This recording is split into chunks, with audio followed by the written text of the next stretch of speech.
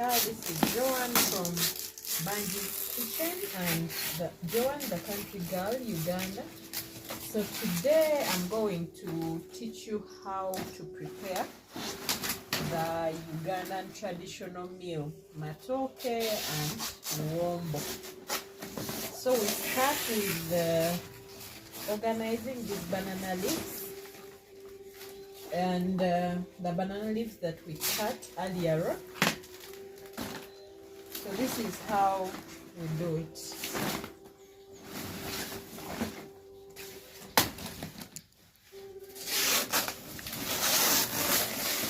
So this will be used for steaming our food.